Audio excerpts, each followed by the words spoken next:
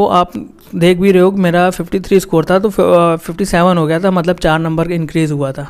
ठीक है, वहाँ पे भी नॉर्मलाइजेशन था। Hello guys, welcome back again to the official YouTube platform of Study with awesome.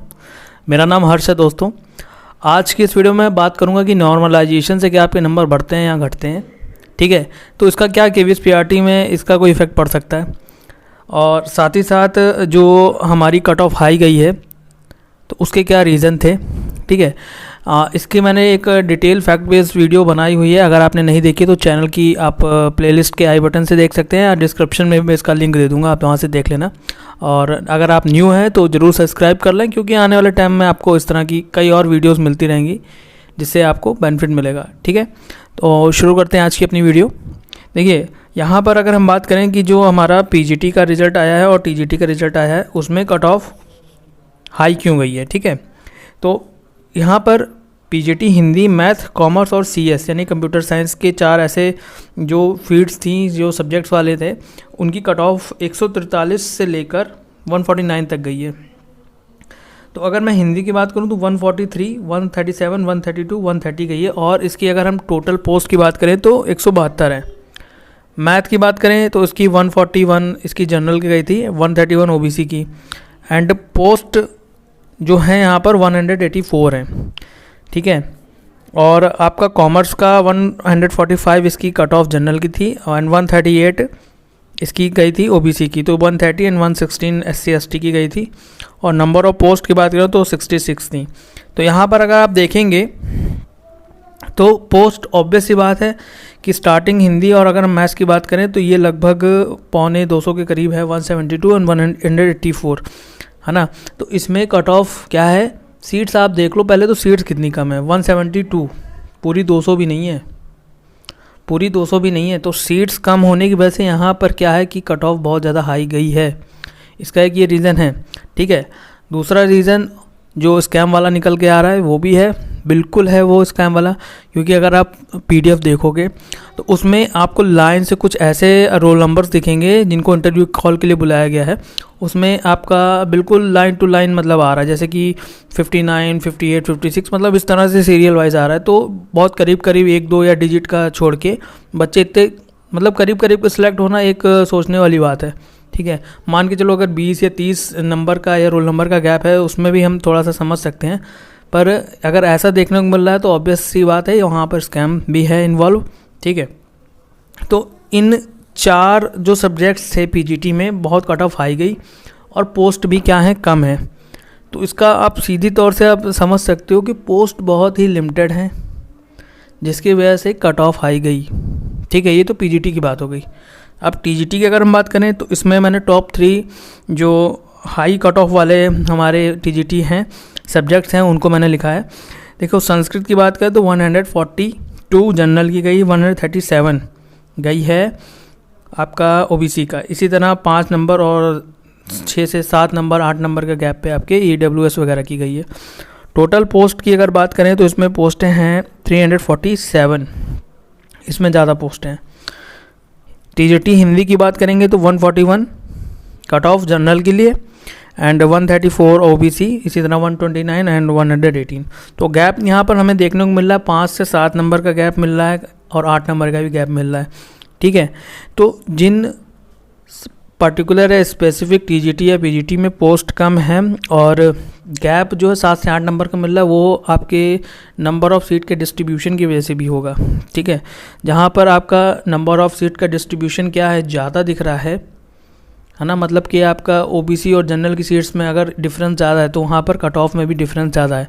और अगर आपका जो सीट का डिफरेंस कम है तो वहाँ पर ओबीसी और जनरल की जो कैटेगरी है उसमें जो नंबर ऑफ़ वैकेंसीज़ के साथ कट ऑफ है वो भी क्या है आपकी कम देखने को मिल रही है। ठीक है, जैसे फॉर एग्जांपल बात करूं कि 141 टीजीटी मैथ में जनरल की कट ऑफ है और 133 आपका ओबीसी का है, तो 8 नंबर का यहाँ पर आपको गैप दिख रहा है।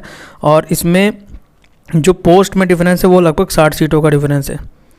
इसी तरह यानी कि यहाँ पर 60 सीटें हैं, और जब आप आगे देखोगे तो अगर हम संस्कृत की बात करें, जैसे यहाँ पर गैप हमें 54 सीट्स का दिख रहा है, और जो कट ऑफ में गैप दिख रहा है वो 5 नंबर का गैप है। तो सीधे शब्दों में आपको ये बताऊंगा कि जहाँ पर आपका जनरल और ओबीसी में भी डिफरेंस वैरी हो रहा है, 5, 7 और 8 नंबर का दिख रहा है, वहाँ पर उनकी सीट्स का भी डिफरेंस है। ठीक है, जो टीजीटी की टोटल पोस्ट है वो है 300,176 हैं, जो लगभग 2 टाइम बनेगा आपका पीआरटी का। एंड पीजीटी का जो बात करें उसका है आपका 409, आई मीन 1409 सीटें हैं टोटल। तो इसका लगभग 4.5 गुना जो बन रहा है ना। तो आप यहाँ से देख सकते हो कि कितना ज़्यादा गैप है। तो 6000 पोस्ट हैं, उसके हिसाब से बच्चे भी ज़्यादा सेलेक्ट होंगे। अब जो ये पीजीटी और टीजीटी वाले हैं, इन्होंने भी पीआरटी में इनरोल किया होगा, तो इनकी सीट्स भी जिनका सिलेक्शन हो जाएगा वो भाई ऑब्वियस सी बात है पीआरटी का एग्ज़ाम नहीं देंगे, तो वहाँ से भी आपकी वो सीट्स बच जाएंगी। टीजीटी पीजीटी का जो भी क्लियर कर लेंगे, तो यहाँ से आपकी लगभग 5000 के करीब है जो सीट्स हैं बनेंगी, वो आपकी क्या हो जाएंगी, वैकेंट हो जाएंगी। ठीक है, तो देखिए एक ये रीज़न है जिसकी वजह से आपका क्या है, कट ऑफ लो जाने का एक कारण है ये। और जिनमें हाई गई है उसका मैंने आपको बता दिया कि वैकेंसी कुछ इस तरह से थी जिसका लेना देना सीधे आपके कट ऑफ पे पड़ा है। ठीक, तो अब हम बात कर लेते हैं कि जो हमारा नॉर्मलाइजेशन है उससे नंबर घटते हैं या बढ़ते हैं। देखिए नॉर्मलाइजेशन से नंबर जो होते हैं वो घटते भी हैं और बढ़ते भी हैं। ठीक है, इसके 2 एग्ज़ाम्पल मैं आपको दिखा सकता हूँ। मैंने रिसेंट में लास्ट ईयर 2 एग्ज़ाम दिए थे जिसमें कि दोनों में परसेंटाइल का फॉलो हुआ था। तो सबसे पहले मैं आपको बताऊंगा अपना रेलवे का एग्ज़ाम मैंने दिया था। तो रेलवे के एग्ज़ाम में परसेंटाइल फॉलो हुआ था और वहाँ पर मेरा जो रॉ स्कोर था वो 53 था, जिसमें 2 क्वेश्चन ड्रॉप हुए थे। तो ड्रॉप होने की वजह से प्रो रेटेड स्कोर माना जाता है, यानी कि 98 मार्क्स में कितने मतलब मार्किंग की जाती है, तो उसमें 54 निकल के आ रहा था। एंड आफ्टर नॉर्मलाइजेशन ये स्कोर बन गया था 57 और इसका जो परसेंटाइल था वो बना था 93%। ठीक है, सो 93% यहाँ का परसेंटाइल बना था। एंड उसमें क्या हुआ था कि नंबर देखो, आप देख भी रहे हो, मेरा 53 स्कोर था तो 57 हो गया था, मतलब 4 नंबर का इंक्रीज़ हुआ था। ठीक है, वहाँ पे भी नॉर्मलाइजेशन था। और इसके बाद एक बहुत ही इंटरेस्टिंग बात आपको मैं और बताऊँगा। अब देखो ये जो एक और एग्ज़ाम है, यहाँ पर मेरा नॉर्मलाइजेशन कह लो हुआ था, तो इसमें नॉर्मलाइज मार्क्स में मेरे मार्क्स कम हो गए थे क्योंकि शिफ्ट आसान थी और यहाँ पर नंबर कम हो गए थे। तो 55 मेरा स्कोर था और वो कम होकर बन गया था 53 बन गया था, और इसका जो नॉर्मलाइजेशन मार्क्स बना था वो 83 बना था। तो देखिए यहाँ से एक बात तो क्लियर होती है कि नॉर्मलाइजेशन जब होता है तो वहाँ पर आपके नंबर घटने और बढ़ने दोनों के चांसेस होते हैं, बस मगर मोस्ट प्रोबेबली ये होता है कि नंबर आपके बढ़ते ही हैं। ठीक है, अब क्या रीज़न है कि हमारे नंबर बढ़ने के ज़्यादा चांस हैं नॉर्मलाइजेशन के थ्रू? नंबर आपके बढ़ेंगे तो ऑब्वियस सी बात है आपका नॉर्मलाइजेशन स्कोर भी बढ़ेगा। जो आपका नॉर्मलाइज्ड स्कोर होता है उसी पे परसेंटाइल आपका देखा जाता है।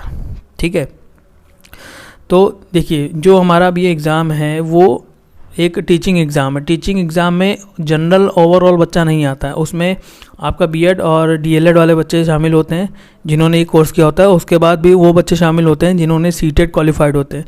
तो बहुत ही ज़्यादा पहले से ही छटनी हो जाती है, एक स्पेसिफिक फील्ड के ही बच्चे के बीच में कॉम्पिटिशन रहता है।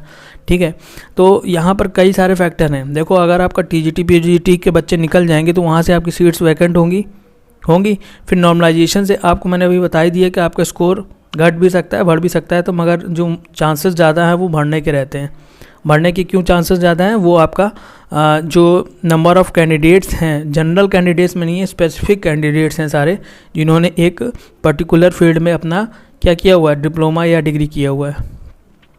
तो ये कुछ रीज़न्स हैं जिसकी वजह से आपकी कट ऑफ जो है वो क्या है, एक जो हम लोग एक्सपेक्ट कर रहे हैं कि 125 to 135 के बीच में रहेगी, वो एक एक्सपेक्टेड कट ऑफ है जनरल के लिए। और अगर आप ओबीसी का अगर देखोगे तो ओबीसी का इसी तरह से आप 7 से अगर 8 नंबर का गैप आएगा तो आपका 128 129 जाने की संभावना है।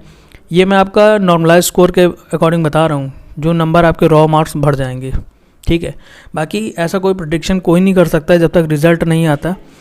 और हो सकता है मेरे भी प्रेडिक्शन गलत हो जाए, मगर मैं आपको जो फैक्ट बता रहा हूँ उसके हिसाब से सारी चीज़ें यहाँ पे बता रहा हूँ, ठीक है। कोई मैं यहाँ पे हवा में तीर नहीं चला रहा हूँ, आपको मैंने सारे प्रूफ भी दिखा दिए हैं। और टीजीटी पीजीटी के आप लोग चेक कर लेना वैकेंसीज़ कितनी है और उसकी कट ऑफ कितनी गई है। सो ये कुछ बातें थी दोस्तों जो कि मेरे को करनी थी। उम्मीद करता हूँ कि इस वीडियो से आपको कुछ मोटिवेशन मिलेगा, ठीक है। अगर आप तैयारी अपनी कर रहे होंगे तो बिल्कुल करिए, और बाकी 1-2 दिन में आपका जिधर रिज़ल्ट आने ही वाला है। सो सबको all the best. And channel पर नए तो इसको ज़रूर सब्सक्राइब कर लेना, क्योंकि आने वाले टाइम में आपके लिए बहुत सारी अच्छी वीडियोस इसी चैनल पर मिलने वाली हैं। मिलते हैं नेक्स्ट इसी वीडियो में, तब तक के लिए बाय बाय, टेक केयर।